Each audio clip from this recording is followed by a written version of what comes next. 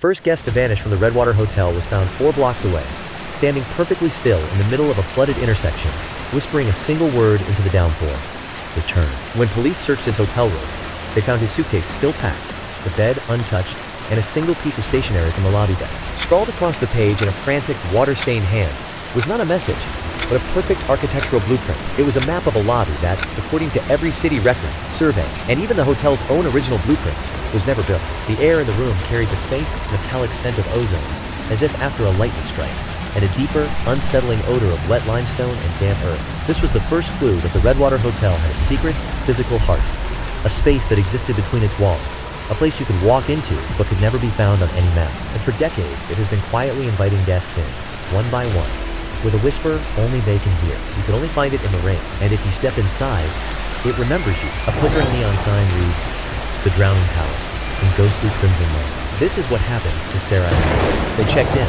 The storm outside was nothing compared to the one waiting for them in the lobby. The air in the lobby was thick, with the smell of ozone and old rock. Every surface felt cold and slightly damp to the touch. A low, rhythmic scratching began from somewhere beyond the main desk. His breath hitched as a primal dread took hold. Sarah and Mark Bennett's road trip was a final attempt to mend their fraying marriage. 10 years stretched thin by careers that pulled them in opposite directions. They'd agreed. No phones, no emails, just the open road and the uneasy quiet between them. Mark's voice broke the stillness, a hollow cheer clinging to his words. "Come on," he said. The sentence tasting of dust and desperation, the guidebook claims Redwater has the best pie this side of the Mississippi. Sarah stared out the window, her exhaustion evident, and said that about the last 3 counties. She sighed. "I just want a real bed and a shower." The narrator's voice grew somber. They were tired, frayed, and utterly unprepared. A sudden shift in the atmosphere made Mark glance upward. The narrator continued, his tone dropping lower. When the sky turned the color of a bruise, the storm struck without warning.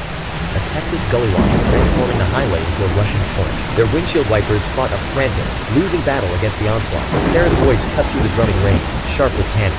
"We have to pull over. I can't see a thing." Through the torrential downpour, a grand, old-fashioned sign materialized, glowing like a spectral beacon. The Drowning Palace Hotel. It wasn't on any map, and appeared completely untouched by the passage of time. The air grew heavy with the scent of wet stone and ancient rock, while the relentless rain drummed against the pavement. A primal dread took hold as they stood paralyzed before the entrance, their breath hitching in the damp, frigid air. Art Deco film gleamed under the warm light spilling from its wide windows. The sanctuary beckoned. The car pulled up to the curb, revealing the imposing structure that somehow felt alive. Like a beautifully painted backdrop, Mark's voice cut through the quiet, tinged with unease. "Well, it's not the chain I took, but it has character." The words hung in the air, heavy with unspoken tension. The lobby stretched before them, its polished black marble floors gleaming like obsidian mirrors, reflecting the dim overhead lights and fractured panels. A faint, metallic scent hung in the air like ozone after a storm. As they stepped onto the cold, glass-like surface, it seemed to swallow all sound. From somewhere deep in the building, the rhythmic scratching began. Not loud, but persistent, like claws dragging across concrete in the dark.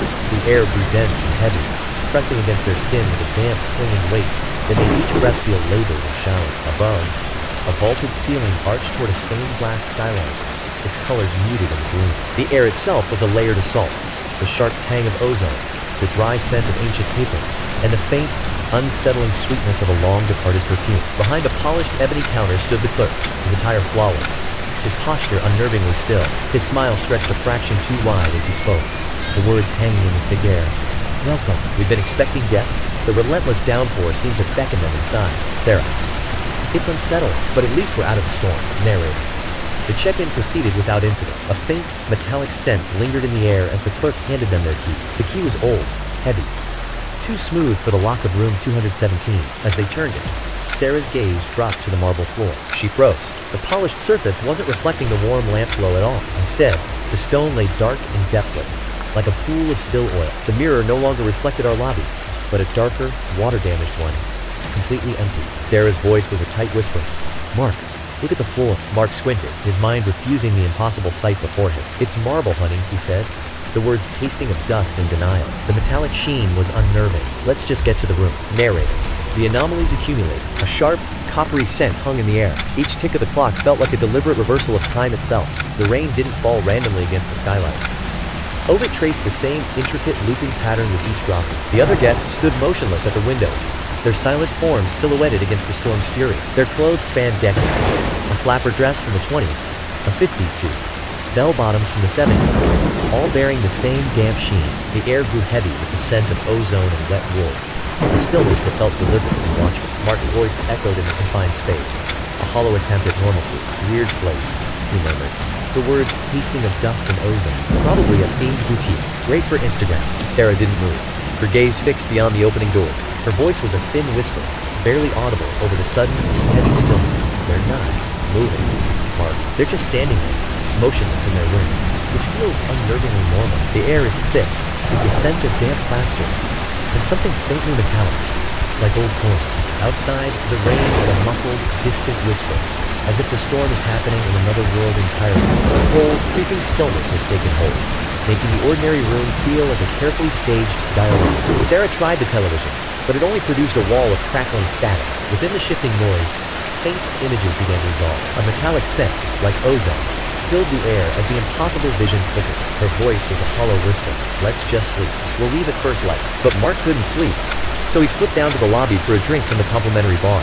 The air in the grand room felt thick and still, smelling faintly of old wood polish and dust. That's when he saw it. A man in a sharply tailored 1980s business suit stood motionless by the cold, dark fireplace. The man turned, and the figure before him was unmistakable.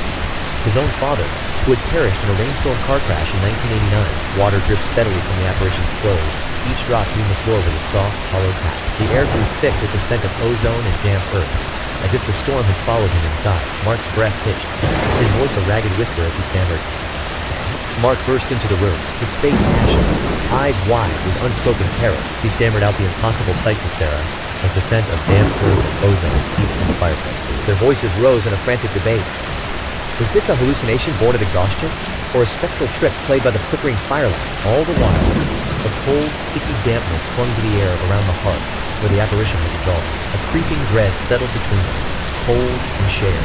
Compelled, she moved to the window and peeled back the curtain. Outside, the storm raged, a violent, thrashing entity against the night. But in the rain-streaked glass, her own reflection stared back, and the room behind her was not their own. Sarah descended the staircase, her footsteps echoing in the hollow silence as she reached the landing. Her breath caught in her throat as she peered over the railing into the lobby below. Among the motionless guests standing in the eerie stillness, she saw her own reflection staring back up at her. Her voice trembled with realization as she whispered, "It's a trap. The lobby isn't a place. The rain holds more than water.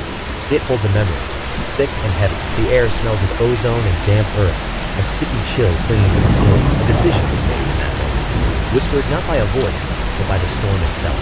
Now, they are leaving. The memory remains, echoing in every falling drop. They snatched their bags and charged downstairs, only to find the lobby utterly transformed. The comforting warmth was gone, swallowed by the cold, spectral glow of a storm that seemed to press against the windows. An inch of stagnant water now covered the marble floor, its surface perfectly still and mirror-like, doubling the eerie blue illumination from above. The air hung thick with the metallic scent of ozone and the damp, earthy smell of standing water, a palpable wrongness that made the space feel alien and hostile. The silent guests were all turned, facing them, and the clerk was still at his desk.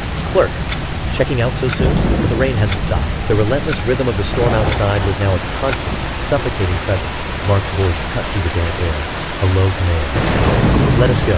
The clerk's reply came not as a whisper, but a grim correction, the words hanging in the ozone-scented air. You came in, you stepped out of the storm, and into our storm. The rain absorbed your arguments, your fears, your deepest regrets. It collected them, distilled them, and built this perfect, preserved moment of your turning point. The air here is thick with the scent of ozone and old paper, cold and unnaturally still. You are not a visitor.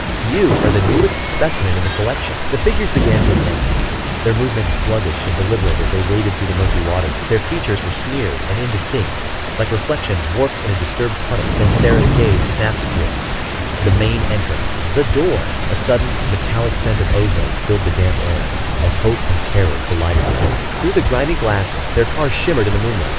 The real world, just yards away, but the door was solid oak, locked tight, sealing them in with the damp, metallic scent of old rock. Sarah's voice cracked as she shouted to Mark, her breath hitching in the cold air. She pointed upward, her finger trembling. The skylight, it's the only real thing. Through the stained glass skylight, the storm raged in violent streaks. Sarah hurled a chair, shattering one panel. Wind and rain shrieked into the lobby, carrying the scent of ozone and damp stone. The sudden gale extinguished the remaining candles, plunging the space into near darkness. The guests recoiled, their sharp hisses cutting through the air like escaping steam. The clerk's voice boomed. no longer human. A guttural distortion that seemed to vibrate through the floorboards. You can't leave the memory. You belong to the rain. Mark boosted Sarah toward the broken skylight as she scrambled onto the wet, slippery roof. The scent of ozone and damp concrete filling her lungs. She twisted around, her hand stretching desperately toward Mark's. He was reaching back. But spectral, waterlogged forms had coiled around his leg, hauling him deeper into the rising flood. His eyes locked in hers, a silent, urgent command cutting through the thick, ozone-scented air. Mark, go! The first gray light of dawn bled through the dissipating clouds, leaving Sarah alone in the rain sleep. Her soaked clothes clung to her skin, a cold, heavy second layer that made every shiver a full body tremor. The air smelled of wet concrete and the faint, metallic tang of the storm's aftermath. Below, the world was a dark mirror, reflecting only the void she felt staring back up at her. She wasn't at the drowning palace at all. The girl stood on the roof of a condemned warehouse, its windows boarded against the night. No hotel, no luxury, just cracked asphalt underfoot and the weeds clawing through the fractures. The air carried the scent of damp concrete and something metallic, like old rain on rust. Sarah sat in the therapist's sun-bleached office, the dry heat pressing against the windows. The therapist leaned forward, voice low. And you never saw him again? The police found no trace of a hotel. Sarah's fingers tightened on the armrest, the leather sticky beneath her touch. No, she whispered, the word tasting dust. They found the car. They found me. Diagnosed it as trauma shock from the crash we must have had. Outside, rain began to tap against the glass, each drop of cold, damp insistence. The air in the room grew heavy, thick with the scent of ozone and old paper. Her voice was a whisper, barely audible over the downpour. And I know where he is. Narrator. The next time you're caught in a downpour in a strange city, and you glimpse a warm light from a hotel you don't recall passing, keep driving. Or you might find yourself in a lobby that only exists during the rain. A lobby that lets people at their most broken and keeps them. The rain fell in a steady rhythm, slicking the asphalt with whirly reflections. In one corner, the distorted glow of a neon hotel sign shimmered and bled like liquid light. Then, for a single, impossible moment, the door was there, solid and real in the water's dark mirror. The air grew heavy with the scent of ozone and wet stone, a silent pressure that held the street in a breathless pause. A car slopped into the tunnel, and the apparition dissolved into the rain-slick asphalt. The screen plunged into blackness, the gentle patter of rain the only sound in the void. Slowly, that rhythmic drizzle faded, each drop becoming more distant, more hesitant, until finally, there was only a hollow, breathless quiet, thick with the scent of wet earth and ozone.